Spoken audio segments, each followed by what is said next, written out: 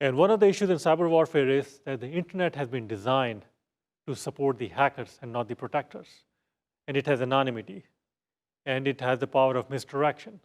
So the attribution of attacks becomes very challenging. And the second issue that we have is, what are the rules that govern warfare? Do the existing international laws apply to it? For instance, we have the law of the international humanitarian law, which is used in terms of armed conflict. No, does that apply to the internet? And if it does, what does it mean? And if an attack is coming from China, is it really the Chinese sitting in China launching the attack, or somebody else? Or is somebody else misdirecting the attack? And there's a question of spillover of cyber attacks. What is the spillover of cyber attack? The spillover is that in case an attack is launched and somebody else launches a retaliatory attack without really knowing where the origin was, that can cause a problem. Let's take the instance of the North Korean attack, when the perception is that North Korea attacked or did the Sony hack. Now, nobody knows for sure. We don't have credible evidence, which is public yet. So that's the issue I'm talking about in attribution of the attacks. And people can launch attacks, misdirect attacks, and the attribution is not clear. Now, there was a report which came out recently that somebody had done linguistic analysis, which points to the attacks being launched by Russia. But again, there is no convincing evidence of that. So given this difficulty, it is very, very hard to really understand where the attacks are coming from, what laws apply to it, and there is no evidence in case of where to launch the retaliatory attack. And there are other issues associated with cyber attacks. The one is the issue of intellectual property. And if you look at the intellectual property, the internet has allowed media to be distributed across the globe. There are sites world over which basically contain information or media content. And the question is, which jurisdiction do they lie on? The World Trade Organization, TRIPS, the trade-related aspects of intellectual property rights, define a common set of international rules for members to respect intellectual property rights amongst members. In the modern era, the internet has allowed for the rights of intellectual property holders to be violated at quite literally the speed of light.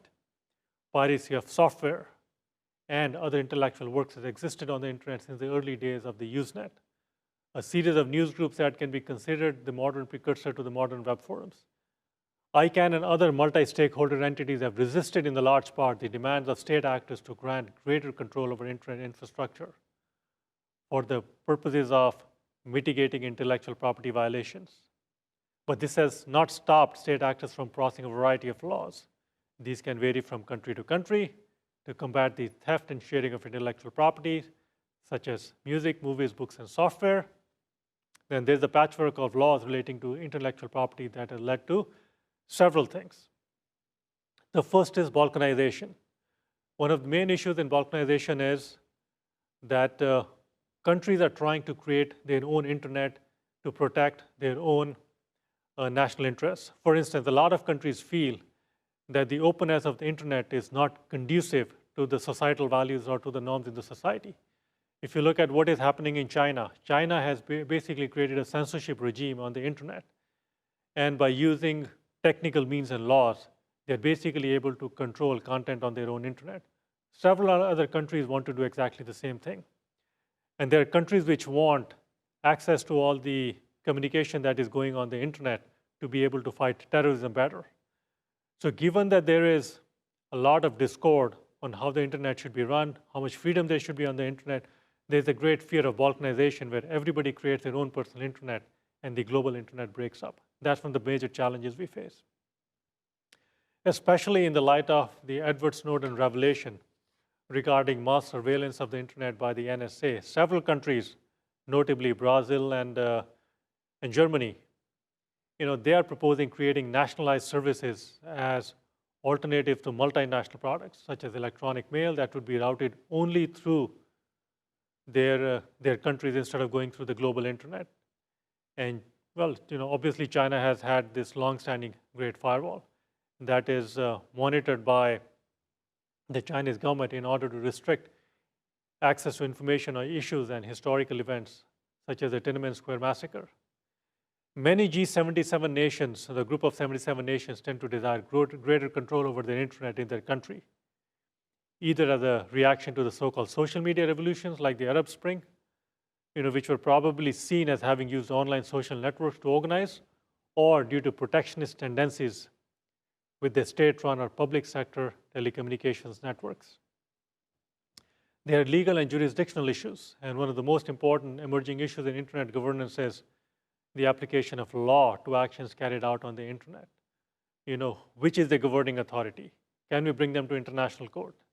Given the competing patchwork of jurisdiction and legal authority and the vast geographical distances, along with evidence which can rapidly evaporate, it is very hard to question people on the internet, who should prosecute the crimes on the internet, and differing national standards for speech are raised here. Consider the issue of an American citizen in the US posting comments on a British website about a public figure. US and UK law have very different levels of protection for certain types of speech, and China has even more different law values.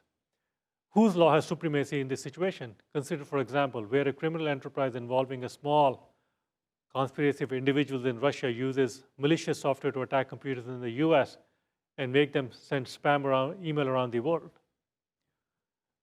So cooperation is required between US and Russian authorities to prosecute these individuals, but often the officials are corrupt and police block any sort of joint venture. And these processes are typically been very slow due to mutual distrust through years and years of Cold War. So the future of the internet and the globalization of the ICANN and the resolve of the state actors to have more control, that has put ICANN in a difficult situation. ICANN is